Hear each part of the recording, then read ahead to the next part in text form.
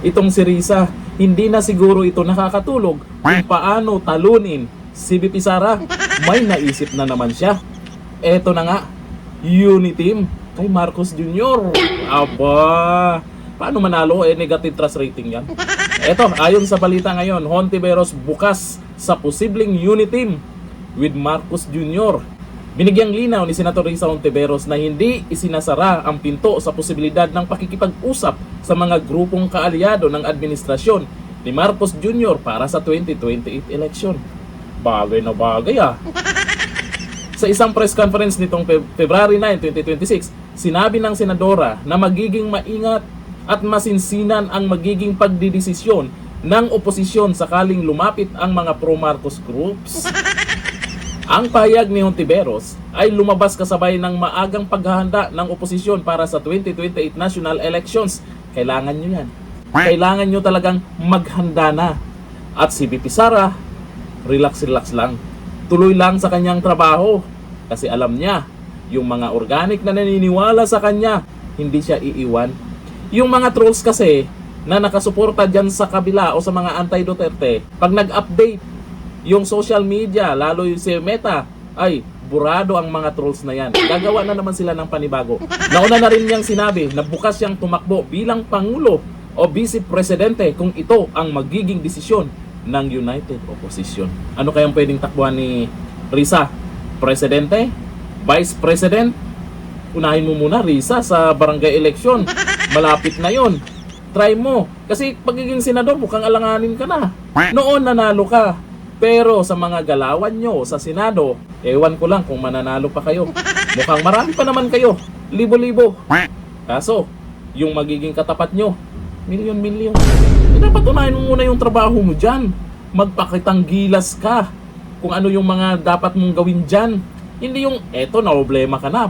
Vice President ba o President ba? Kanino ba makipag-sanib puwersa? O eto, okay lang daw kung Vice President siya. Kung hindi presidente, kahit vice presidente daw, pwede na rin daw. Sabi ni Hontiveros, bukas pa rin si Senator Risa Hontiveros sa posibilidad na tumakbo bilang Pangulo o kahit vice presidente sa 2028. Depende sa magiging pasya ng nagkakaisang oposisyon. Nako si Risa, nangangarap na, umaasa pa. Paano yan kung hindi ikaw yung pipiliin? Iba ang gusto ng mga kasamahan mo na magiging presidente. Malay natin si Lenny. Sabagay, pwede kang magiging vice. Pero mahirap manalo kayo pag kayo-kayo lang. Tama yung mag-uniteam talaga kayo. Kahit negative na yung isa, may dagdag din naman yan. Iilan nga lang. O nakita nyo na, yung mga ginagawa nila ngayon. 2026 pa lang yan ha.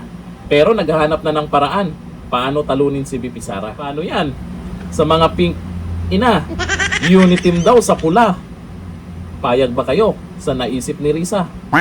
Samantalang dati, ayaw na ayaw nyo sa pula.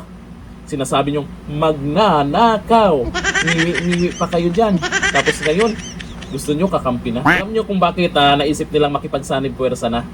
Kasi nakikita nila na mahina talaga sila ipantapat kay VP Sara. O ayon dito kay Mark Anthony Cañas, Barangay Secretary na lang, Madam Chair. Grabe naman kayo.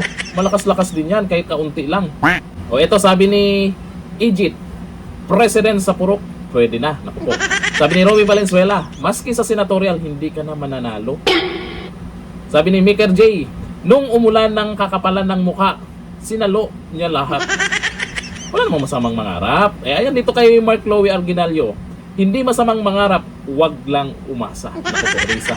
Ewan ko lang kung tutuluyan si Risa, pero sa tingin ko, para lumakas-lakas naman kayo dyan sa mga kakamping, mga dilawan, wag si Risa. Iba na lang, pagsanib puwersa na lang kayo, tapos sa pula pa. Kunti na nga lang kayo, dadagdagan nyo pa ng negatibo. Anong magiging resulta? Di, nga. Hindi ko natin kayo. Bye-bye.